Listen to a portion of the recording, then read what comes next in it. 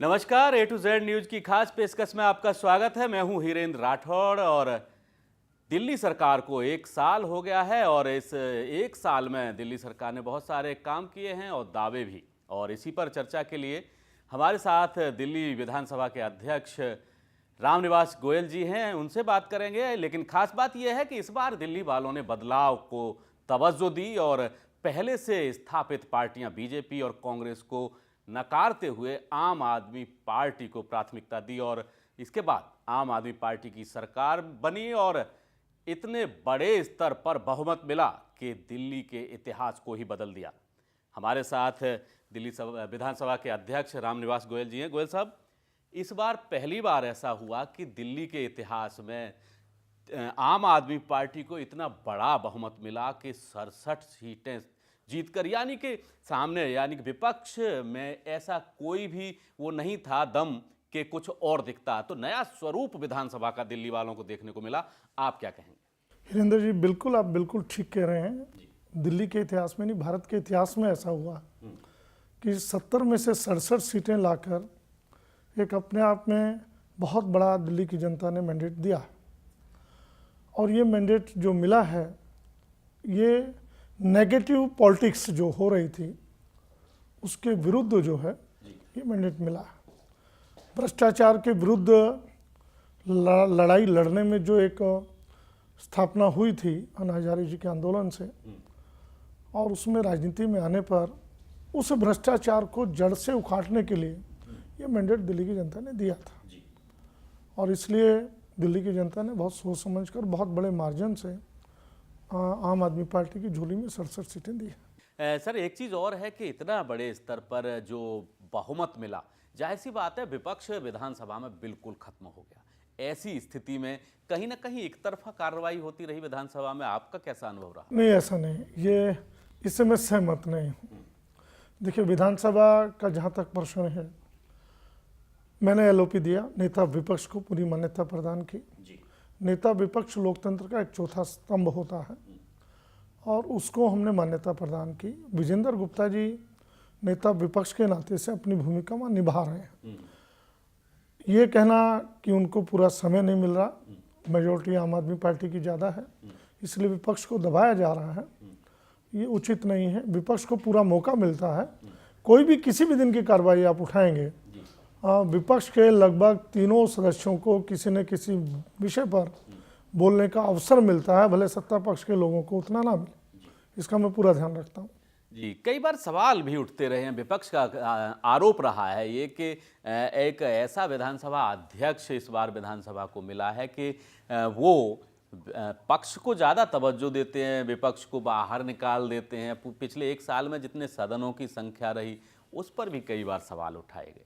देखिए, हमें 2 सेशन केवल, पहली बार सरकार बनी थी, लेट हुआ था थोड़ा मामला, केवल बजट सेशन और विंटर सेशन हमारा हुआ। उसमें 26 सीटिंग टोटल इन 2 सेशन में हमारी हुई। इन 26 सीटिंग्स में से ये बात ठीक है कि विपक्ष को मुझे बाहर करना पड़ा, लेकिन ये भी एक बहुत बड़ा प्रश्न है कि विधानसभा की कार्रवाई सुनिश्चित रूप से चले। लोकसभा में हम देख रहे हैं, बार बार हम मीडिया कहता है कि लोकसभा की कार्रवाई नहीं चल पा रही, विपक्ष इसके लिए दोषी है। अगर हमने वहाँ ये कार्रवाई की है, जब विपक्ष के लोग विधानसभा अध्यक्ष के आसन तक आ जाएंगे या विधानसभा में वेल में आकर नारेबाजी करेंगे, वो भी सहन किया जा सकता है, लेकिन विधानसभा अध्यक्ष के आसन तक आ जाए वो सहन नहीं किया जा सकता। दूसरा, कोई भी विपक्ष का नाम नहीं मैं ले रहा हूँ, विपक्ष का कोई भी विधायक सीधा मुख्यमंत्री की कुर्सी के सामने पहुंच जाए, टेबल के सामने पहुंच जाए और वहां अकड़ के खड़ा हो तो ये अशोभनीय है। फिर कोई ना कोई कार्रवाई करनी पड़ती है निश्चित रूप से, और इसके लिए मुझे मजबूर करना पड़ा। तीसरी विषय इसमें यह भी रहा कि वहाँ एक विधायक ने अभद्र व्यवहार किया, एक बार नहीं, माइक तोड़ा विधानसभा का। मैं इसको टिप्पणी नहीं करूंगा इस पर और विधानसभाओं की उदाहरण देकर, लेकिन क्या ये शोभनीय है? एक चुने हुए नुमाइंदे को माइक तोड़ना ये बहुत बड़ी घटना है, और किसी अपनी महिला सदस्य के विषय में अशोभनीय टिप्पणी करना ये असहनीय है। इस कारण मुझे ये कदम उठाने पड़े। जी बिल्कुल। और विधानसभा अध्यक्ष कहीं ना कहीं तटस्थ होता है और आपने कोशिश की है कि वही भूमिका आप निभाते रहें। आपके लिए दिल्ली विधानसभा नई नहीं है और आप पहले भी इस विधानसभा के सदस्य रह चुके हैं। जाहिर सी बात है, बहुत सारा अनुभव आपका पुराना भी है और नया भी। पिछले जो विधानसभा थी जिसमें आप सदस्य रहे और अब जबकि आप विधानसभा अध्यक्ष हैं, कितना अंतर पाते हैं दोनों विधानसभाओं के बीच और खासतौर पर पिछले एक साल को लेकर के? दोनों में एक तो सबसे बड़ा अंतर ये है, वो विधानसभा, ये बात ठीक है, नई थी बिल्कुल, 1993 में पहली बार विधानसभा बनी, लेकिन जो सदस्य चुनकर के आए थे उनमें से अधिकांश पुराने थे, निगम पार्षद रहे, मेट्रोपॉलिटन काउंसलर्स रहे। लेकिन इस बार जो विधानसभा है उसमें सभी नए हैं, 2-5 वर्ष पुराने हैं और कुछ जो हैं 49 दिन की सरकार में कुछ रहे थे, लेकिन मैक्सिमम मोर देन 45 बिल्कुल नए। तो इस कारण भी एक दिक्कत आई है, जिसके कारण मैंने एक वर्कशॉप वहाँ ऑर्गेनाइज किया और आदरणीय सुमित्रा महाजन जी लोकसभा अध्यक्ष ने आकर के उसकी शुरुआत की थी। ट्रेनिंग कैंप उनका रहा। उसके बाद से विधायकों की बोलने का, विधायकों को प्रश्न रखने का एक तरीका ठीक से समझ में आया और उसके बाद से वो जो नए पुराने का अंतर था वो पहले सेशन में दिखाई दिया, दूसरे में नहीं दिखाई दिया। दूसरी बात, उस वक्त और आज में बहुत बड़ा अंतर ये आ गया है, उस वक्त इतनी ज़्यादा दिल्ली की आबादी नहीं थी, इतनी ज़्यादा दिल्ली की समस्याएं नहीं थी। 70 विधायक थे, आज दिल्ली की वही 70 विधायक हैं, दिल्ली की आबादी लगभग 1.5 गुना हो गई। तो उस 1.5 गुना की आबादी को संभालने के लिए दिल्ली के विधायकों को ज़्यादा मेहनत करनी पड़ रही है, ज़्यादा पॉपुलेशन को संभालना पड़ रहा है, ज़्यादा एरिया को संभालना पड़ रहा है।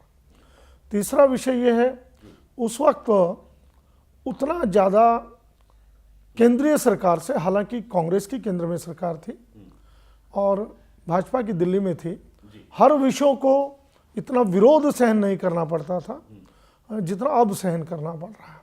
जैसा आज भी एक कमेंट्स आया है कि एलजी रेड लाइट है या आई एम द गवर्नमेंट, ये चीज़ें उस वक्त नहीं आती थी और इसलिए बड़ी कुछ दिक्कतें आ रही हैं। उनका हल निकलेगा, समाधान निकलेगा। मैं ये कहना चाहूँगा, दिल्ली की जनता के हित में केंद्र सरकार, दिल्ली सरकार, इन दोनों को मिलजुल करके कार्य में आगे बढ़ना चाहिए। लेकिन विकास की जहाँ तक बात है, वो निरंतर विधायक प्रश्न उठा रहे हैं, 280 के माध्यम से, स्टार क्वेश्चन के माध्यम से वो निरंतर लगे हुए। गोयल साहब, एक चीज़ और है कि जाहिर सी बात है, केंद्र और दिल्ली के बीच गतिरोध हैं और कई बार एलजी कई मामलों में आड़े आ जाते हैं, ये कहा जा सकता है। तो एक विधानसभा अध्यक्ष के साथ साथ आप दिल्ली के नागरिक भी हैं, तो एक नागरिक बतौर, क्योंकि बहुत सारे काम इसी उलझन में उलझ करके रह जाते हैं कि सरकार, केंद्र और दिल्ली की सरकार का आपस में तालमेल नहीं बन पा रहा है, तो वो ऐसी क्या चीज़ें हैं जो आड़े आ रहे हैं? देखिए, कुछ तो पैदा की गई हैं और ऐसा कोई संविधान में वो नहीं है लॉ कि जिसका हल नहीं निकाला जा सकता। मंशा होनी चाहिए। मैं शुरुआत से लूँ, मोदी जी की सरकार बनी 2014 में, जब यहाँ कोई आम आदमी पार्टी की सरकार नहीं थी, राष्ट्रपति शासन था दिल्ली में। उस वक्त सब स्टेटों को 32% से बढ़ाकर 42% किया गया। 10% सभी का केंद्रीय राजस्व में हिस्सा सरकार ने बढ़ाया, सभी राज्यों का। लेकिन दिल्ली की जनता का क्या कसूर था, पांडेचेरी की जनता का क्या कसूर था? जहाँ चुने हुए विधानसभा है, चुने हुए विधायक हैं, क्या दिल्ली की जनता को विकास नहीं चाहिए? उनका 10% नहीं बढ़ाया गया। टकराव जो था वो यहीं से आरंभ हो गया। विधानसभा में ये विषय उठा, उसके बाद अनेक विषय ऐसे आते रहे जिसके कारण केंद्रीय सरकार को टकराव की स्थिति पैदा की उसने। एक विषय इसके साथ मैं और जोड़ना चाहूँगा, वो ये जोड़ना चाहूँगा, दूसरा टकराव का कारण जो है दिल्ली और केंद्र में, और जिसकी भाजपा भी हमेशा समर्थक रही है। अडवाणी जी ने बहुत कुछ प्रयास किया उसके लिए और अटल जी भी किसी हद तक सहमत थे। खुराना जी ने भी मांग उठाई। इनके मैनिफेस्टो में हमेशा, चाहे नगर निगम का चुनाव हुआ, चाहे लोकसभा का हुआ, चाहे विधानसभा का हुआ, कोई भी पिछला चुनाव उठाकर देख लें, दिल्ली को पूर्ण राज्य का दर्जा हम देंगे। और आज उसको पीछे हट रहे हैं। दिल्ली की जनता का क्या कसूर है मुझे समझ नहीं आता। आज भी वायसराय के ज़माने में दिल्ली की जनता को जीना पड़ रहा। इस पर मैं विशेष रूप से कहना ये चाहूँगा कि मोदी जी ने इसकी नींव रख दी है, वो इस ढंग से नींव रख दी है। मेरे 2 क्वेश्चन है उस विषय पर और दिल्ली की जनता को लेकर, साथ में दिल्ली के जनता के हित की मैं बात भी कर सकता हूँ कि दिल्ली में से 70 विधायकों में से केवल 2 विधायकों के एरिया को, जिसे एनडीएमसी कहते हैं, वहाँ से 2 विधायक केवल चुन करके आते हैं, उसको मोदी जी ने स्मार्ट सिटी बना दिया। यानी 70 में से केवल 2 विधायक, 68 विधायक बिल्कुल निकम्मे छोड़ दिए गए, उनके एरिया को स्मार्ट सिटी बनाने के लिए जोड़ा नहीं गया। अच्छा रहता है एक लोकसभा को चुनते, कम से कम 70 में से 10-12 विधायकों को चुनते। दूसरा, इस पर मैं कहना चाहूँगा, मोदी जी ने नींव रख दी एक स्मार्ट सिटी दिल्ली से अलग करके।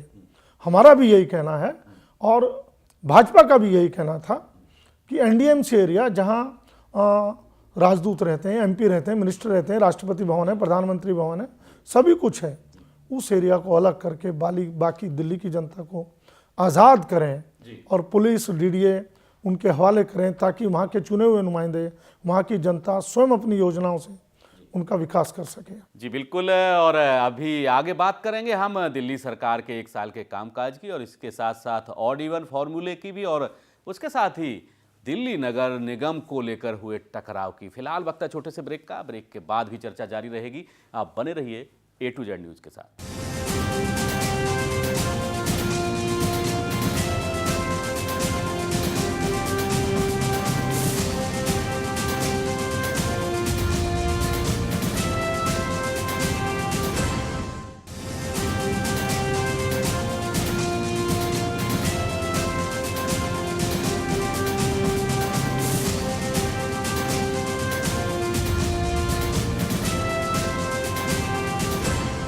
ब्रेक के बाद फिर से आपका स्वागत है हमारी इस खास पेशकश में। हमारे साथ दिल्ली विधानसभा के अध्यक्ष राम निवास गोयल बने हुए हैं और उनसे चर्चा जारी है। गोयल साहब, पिछले 1 साल में विधानसभा में भी बहुत सारे बदलाव देखने को मिले हैं विकास कार्यों के मामले में।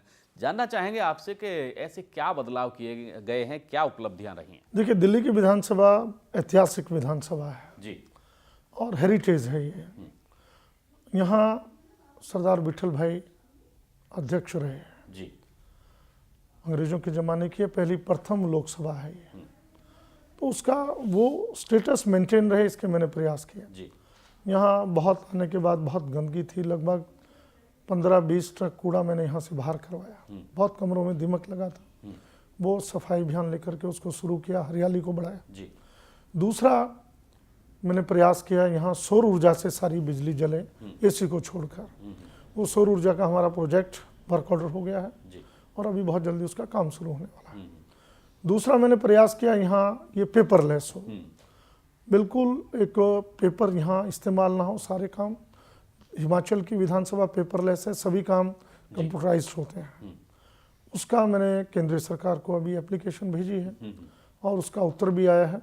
मैं समझता हूँ बहुत जल्दी उसकी हमको परमिशन मिलेगी। तीसरा, दिल्ली विधानसभा का अपना एक टीवी चैनल हो, इसके लिए भी अरुण जेटली जी को मैंने एक लिख करके भेजा है। उस विषय पर भी बातचीत चल रही है। मुझे उम्मीद है एक लोकतंत्र के पक्ष में दिल्ली विधानसभा का अपना चैनल हो, दिल्ली विधानसभा की सीधी कार्रवाई जनता के सामने आए, कानून कैसे बनते हैं, लेजिस्लेशन क्या है, इसको जनता समझ सके। एक तीसरा काम ये महत्वपूर्ण किया है।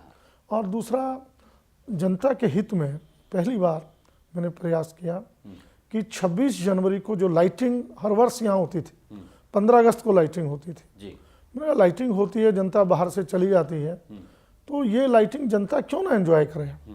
तो इस बार 26 जनवरी को दिल्ली की आम जनता के लिए ऐड देकर इस विधानसभा को खोला गया और मुझे जानकर ये खुशी हुई कि बहुत बड़ी संख्या में लोग आए, उन्होंने एंजॉय किया। और अभी इस विधानसभा में 23 मार्च को हमारे तीनों शहीदी दिवस के उपलक्ष्य में उनके स्टैचू भी इस विधानसभा में लग रहे हैं। कुल मिला के ये कामों का प्रयास किया गया। भगत सिंह जी, सुखदेव, राजगुरु, इनके तीनों के स्टैचू बन गए हैं और 23 मार्च को स्थापित होंगे। उम्मीद है हमारे परम आदरणीय राष्ट्रपति महोदय उनका उद्घाटन करेंगे। जी, गोयल साहब, एक चीज़ और है कि पिछले टाइम में नगर निगम और दिल्ली सरकार का जो टकराव है वो बहुत ज़्यादा बढ़ गया और 13-14 दिन तक तीनों नगर निगमों के कर्मचारी हड़ताल पर रहे।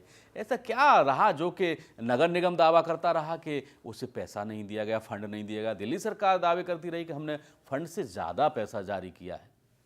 हिरेंद्र जी, मैं इस विषय पर ईमानदारी से, सच्चाई से जी जो बात कहना चाहूँगा, कोई भी बजट किसी भी सरकार का जब तक अध्यक्ष हस्ताक्षर नहीं कर देता तब तक वो पारित नहीं माना जाता, भले विधानसभा उसको पारित कर देती, जी लागू नहीं होता। तो इस विषय पर मैंने 2012 कांग्रेस की सरकार थी, 12-13 का बजट देखा, 13-14 का देखा, 14-15 का देखा। इन तीनों बजटों का अध्ययन करने के बाद 15-16 का जो बजट आम आदमी पार्टी की सरकार ने प्रस्तुत किया उसका कंपैरिजन किया। जी मैं अब डेटा तो नहीं दे पाऊंगा पूरे, हाँ। लेकिन ये मैं कह सकता हूँ 2012-13 में जितना कांग्रेस ने बजट नगर निगम को दिया था उसमें से इंटरेस्ट काटा। 2013-14 में कांग्रेस ने जितना दिया उसमें से इंटरेस्ट काटा। और मजे की बात यह, बड़ा आश्चर्य होता है, 2014-15 में जब राष्ट्रपति शासन था, अरुण जेटली जी ने लोकसभा में दिल्ली का बजट प्रस्तुत किया, जितना पैसा दिल्ली के नगर निगमों को दिया उसमें से भी ब्याज काटा गया। जी और ये पहली बार ऐसा हुआ है पिछले 3 सालों में।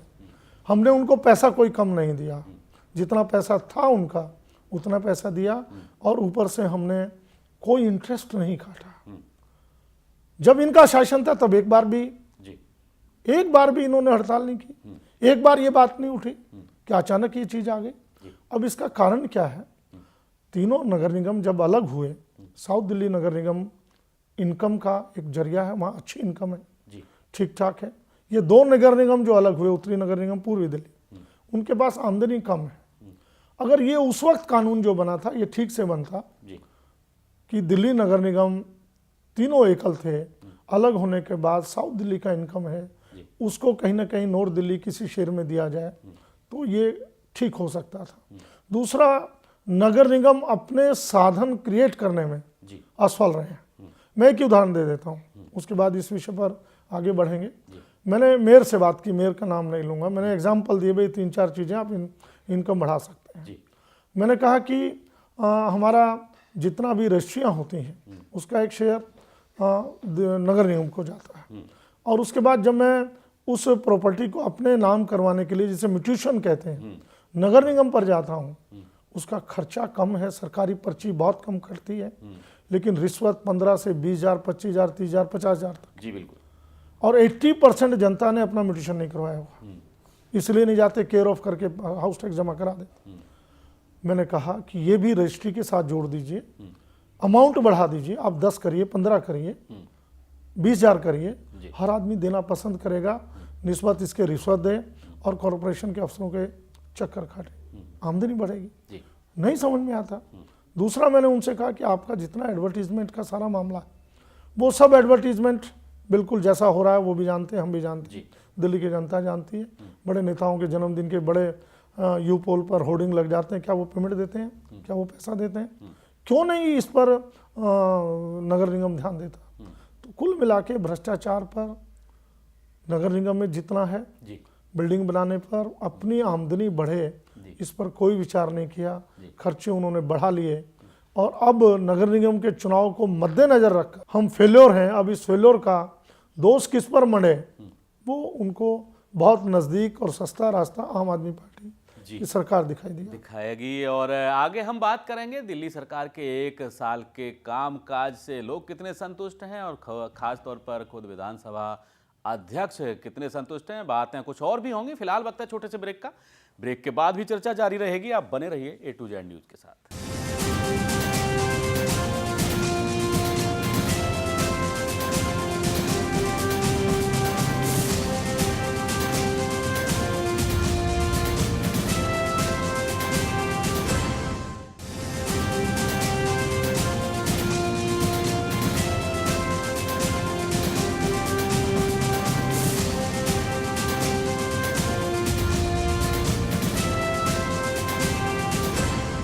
ब्रेक के बाद फिर से आपका स्वागत है और हमारे साथ लगातार विधानसभा अध्यक्ष राम निवास गोयल जी बने हुए हैं। गोयल साहब, एक सवाल और उठता है बार बार के दिल्ली सरकार यानी कि आम आदमी पार्टी ने जो वादे किए थे दिल्ली की जनता से वो अभी पूरा करना शुरू नहीं किया है। हालांकि आम आदमी पार्टी की सरकार अपने वादों के साथ साथ दावों के साथ भी सामने है और आप दिल्ली के विधानसभा अध्यक्ष भी हैं और दिल्ली के नागरिक भी हैं। आप कितने संतुष्ट हैं? देखिए वीरेंद्र जी, एक वर्ष किसी भी सरकार के लिए बहुत बड़ा समय नहीं होता, लेकिन पूत के पांव पालने में नजर आने लगते हैं। पहली बार ऐसा हुआ दिल्ली के इतिहास में, शिक्षा का बजट बढ़ाया गया, स्वास्थ्य का बजट बढ़ाया गया, शिक्षा के क्षेत्र में दुगना किया गया और हेल्थ के क्षेत्र में लगभग 50% बजट बढ़ाया गया और उसका रिजल्ट अभी हमको सामने दिखाई भी देना आरंभ हुआ है। आज किसी भी सरकारी स्कूल में जाएं, सफाई व्यवस्था आपको पूर्ण मिलेगी। दूसरा, अध्यापकों में एक मनोबल उनका बढ़ा है। तीसरा, टीचर्स हमने पूरे गेस्ट टीचर्स जितने भी थे उनको दोबारा से हमने इनवाइट करके रखा है। 10,000 के करीब अभी वैकेंसीज हैं जो बहुत जल्दी अनाउंस हो गई, आने वाली है। इसी ढंग से हेल्थ के क्षेत्र में पॉलीक्लिनिक लाकर बहुत बड़ी राहत दिल्ली की जनता को देने वाले हैं। चौथा, मैं कहूँगा कि हमने बिजली के दाम जिस ढंग से कहा था आधा करने के 400 यूनिट से कम कंजप्शन वालों को, उससे बिजली का कंजप्शन भी कम हुआ है और ये जनता का वायदा पूरा हुआ है। चौथा, पानी के विषय में हमने कहा था, उस विषय को हमने पूरा किया है। अब सीसीटीवी कैमरे का है, सड़कों के निर्माण का है, स्वराज फंड का है। स्वराज फंड में 20 करोड़ रुपया सरकार ने रखकर बहुत बड़ी उपलब्धि है और 11 विधायकों को इस बार चुना। उनके एरिया में 20 करोड़, मेरा एरिया उसमें एक था। मैं वास्तविकता में बता रहा हूँ कि अगर ये 20 करोड़ रुपया ठीक ढंग से खर्च हो गया, जिसका मैं पूरा प्रयासरत हूँ, 2 साल के बाद मुझे काम करने के लिए मेरी विधानसभा में कुछ नहीं मिलेगा, जगह नहीं मिलेगी। ये स्थिति है वास्तविकता में। और कुल 70 विधायकों में कितना, 1400 करोड़ रुपया, कुल विधायकों में 1400 करोड़ रुपया, 40,000 के बजट में 1400 करोड़ रुपया स्वराज के माध्यम से, जनता के माध्यम से खर्च होता है, जिसकी शुरुआत वायदा किया था इस सरकार ने की है। बहुत बड़ी उपलब्धि है। भ्रष्टाचार के विषय में कहा था, उस पर कहीं ना कहीं अंकुश लग रहा है, लेकिन फिर भी कहीं ना कहीं बाधाएं हैं। जिन बाधाओं को मैंने पहले जिक्र किया, वो बाधाएं दूर हटें तो निश्चित रूप से बहुत बड़ी सफलता मिलेगी। जी गोयल साहब, आम आदमी पार्टी का पसंदीदा एक कार्यक्रम रहा है, एक लक्ष्य रहा है, एक वादा रहा है जन लोकपाल का, और इस बार विधानसभा में जन लोकपाल बिल लाया भी गया। लेकिन अब क्या उम्मीद की जाए, क्या माना जाए कि ये जन लोकपाल लागू हो पाएगा? देखिए, जन लोकपाल बिल के साथ साथ 14 बिल इस विधानसभा में पारित हुए हैं। मेरा इसमें कहना है कि वो बिल जनता के हित में है। कुछ खामियां हो सकती हैं लीगली, मैं ये नहीं कहता नहीं हो सकती। आज 3 महीने हो गए उन बिलों को केंद्रीय सरकार के पास गए हुए हैं। किसी न किसी तरह से उन बिलों में कोई केंद्रीय सरकार को अगर वास्तविकता में दिल्ली की जनता का हित चाहते हैं, जन लोकपाल बिल में कोई कमी दिखाई देती है, उस कमेंट्स के साथ वक्त तक वापस आ जाना चाहिए था। उसको हम संशोधन करके दोबारा भेजते। लेकिन उनको रख करके बैठना और उस पर कोई उत्तर नहीं देना किसी प्रकार का, ये लोकतंत्र के साथ बहुत बड़ा भद्दा मजाक है। और इसका सबक मैं समझता हूँ आने वाले चुनाव में दिल्ली की जनता निश्चित रूप से केंद्रीय सरकार को सिखाएगी। 14 बिल मुझे एक समझ में नहीं आता। मिनिमम वेजेस का जो बिल है कि मिनिमम वेजेस बढ़ानी है, उसको भी रोक के बैठे हैं। अरे जो बिल कहीं भी किसी भी प्रकार के शिक्षा के क्षेत्र के बिल हैं, कॉलेजेस के बिल हैं, क्या दिक्कत हो रही है? यूनिवर्सिटी एक नई बनाई है, ये सारी चीजें केंद्र सरकार अगर रोक के बैठेगी, किस मंशा से रोक कर बैठी है? चाहिए तो ये था कि दिल्ली की जनता के हित में हम कदम से कदम मिलाकर चले। जो बिल आए हैं, छोटे भाई हैं, छोटे भाई को हो सकता है संवैधानिक कुछ कमियां हो, लीगली कमियां हो, एक सुझाव नोट बना के देते, इन बिलों में ये चीज़ ठीक कर लीजिए, पास हो जाएंगे। लेकिन रोक कर बैठना बहुत बड़ा न्याय है। मैं इसके लिए बहुत कटु शब्दों में बात कह रहा हूँ कि बिलों को तुरंत उनको पारित करके भेजें। जी गोयल साहब, एक बात और आपसे अभी चर्चा हो रही थी कि विधानसभा अध्यक्षों का एक सम्मेलन हुआ था, उसमें भी बहुत सारे मुद्दे उठाए गए थे और ख़ास तौर पर ये बात भी आई कि जिस तरीके से जनता का भरोसा चुने हुए प्रतिनिधियों पर से घट रहा है, शायद ये भी उसमें विषय था। तो उसमें क्या कुछ हुआ है और क्या कुछ रहा है? ये बहुत ठीक हरिंदर जी आपने बात की। ये 78वां सम्मेलन था, कॉन्फ्रेंस थी पूरे भारत के विधानसभा अध्यक्षों की। डिप्टी स्पीकर भी आए थे उसमें और विधान परिषद के चेयरमैन भी आए थे। लोकसभा अध्यक्ष हमारी माननीय सुमित्रा महाजन जी ने चेयरपर्सन थी। 2 दिन वो 23-24 को चला। उसमें कुल मिलाकर 23 तारीख को ये विषय रहा कि लोकतंत्र में घटता विश्वास जी और उसको पुनः कैसे स्थापित किया जाए, उसमें विधानसभाओं का रोल क्या हो सकता है, विधानसभा अध्यक्षों का क्या रोल हो सकता है, सरकारों का क्या रोल हो सकता है जी और उस पर बहुत सारगर्भित चर्चा रही। मेरा विषय आया तो मैंने बात की, क्वेश्चन उठाया। मैंने कांग्रेस ने कुछ नहीं लगभग 50-60 बार जी राज्यपाल के माध्यमों से सरकारों को गिराया, चुनी हुई सरकारों को जी गिराया अपने 60 साल के शासन में, और 10-12 बार तो बहुत अन्याय किया। मैं आपके चैनल के माध्यम से हरिंदर जी बताना चाहूँगा, जी बूटा सिंह जी बिहार के उस वक्त राज्यपाल थे। यही भारतीय जनता पार्टी के लोग मार्च करते हुए राष्ट्रपति तक गए थे कि बूटा सिंह जी के विरुद्ध कि उन्होंने गलत किया है। जी और आज ही भारतीय जनता पार्टी, मैंने क्वेश्चन उठाया, अरुणाचल में गवर्नर के माध्यम से क्या कर रही है। वो 1 साल में इस ढंग का 21 विधायकों के साथ, मैं उस पर टिप्पणी नहीं करूंगा, लेकिन अटल जी की एक बात मुझे याद आती है, वो मैंने वहाँ कोड की कि अटल जी ने लोकसभा में कहा मंडी सजी हुई थी लेकिन खरीदार कोई नहीं था। जी 1 वोट से उन्होंने सरकार अपनी गिराना स्वीकार किया और इस टिप्पणी के साथ कि भारत के लोकतंत्र में मैं कुछ विशेष स्थापना कर रहा हूं ताकि लोकतंत्र मजबूत हो। लेकिन 1 साल की सरकार ने, 1.5 साल की सरकार ने अटल जी के, जो उनके बहुत बड़े नेता रहे, जिनका पूरा भारत सम्मान करता, उनके सिद्धांतों को तार तार कर डाला। तो लोकतंत्र में विश्वास कहाँ रहेगा लोगों का। जी बिल्कुल, लोकतंत्र में विश्वास की बहुत ज़्यादा ज़रूरत है। और एक सवाल मैं और करना चाहूँगा आपसे, क्योंकि ऑड इवन का जो फार्मूला है दिल्ली सरकार का, वो बहुत ज़्यादा चर्चा में, संक्षेप में चाहूँगा कि आप इस पर भी कुछ प्रकाश डालें। देखिए, ऑड इवन का निश्चित रूप से दिल्ली की जनता प्रदूषण से परेशान थी हरिंदर जी, फेफड़े खराब हो रहे थे, मेडिकली भी अप्रूव हुआ था। उसका हल क्या निकाला जाए, उसके हल के लिए ये प्रयास किया। अनेक देशों में प्रयास हुए, कहीं सफल हुआ, कहीं असफल हुआ, लेकिन दिल्ली की जनता ने दिल खोलकर साथ दिया। इसके लिए मैं उनको बहुत बहुत बधाई देता हूं और उसी का परिणाम है कि दिल्ली की जनता दोबारा चाहती है, दोबारा ये लागू होगा। इसके साथ साथ और भी कई मेजर हैं, उन पर भी सरकार चिंता कर रही। मैंने भी सुझाव भेजे हैं कि दिल्ली में प्रदूषण कम हो। निश्चित रूप से आने वाले समय में इस पर गंभीर रूप से योजनाएं आने वाली है। बिल्कुल, बहुत बहुत शुक्रिया गोयल साहब हमारे से बात करने के लिए। और दिल्ली सरकार का 1 साल पूरा हुआ है और गोयल साहब का ये कहना है कि किसी भी सरकार के लिए अपने पूरे वादे पूरा कर पाना 1 साल बहुत समय कम होता है, लेकिन पूत के पांव पालने में दिखाई दे जाते हैं। और ऐसा ही कुछ दिल्ली सरकार के मामले में भी है। और दिल्ली सरकार ने जो वादे किए थे, आम आदमी पार्टी की सरकार ने जो वादे किए थे, कहीं ना कहीं उन्हें पूरा करना शुरू कर दिया है। बहुत बहुत धन्यवाद हरिंदर जी। A to Z चैनल का आपका बहुत बहुत आभार व्यक्त करता हूँ, धन्यवाद व्यक्त करता हूँ। जी बहुत शुक्रिया। और फिलहाल आज की हमारी इस खास पेशकश में इतना ही। और देश और दुनिया की खबरों के लिए आप देखते रहिए A to Z news. Hirendra Rathore को दीजिए इजाज़त। नमस्कार।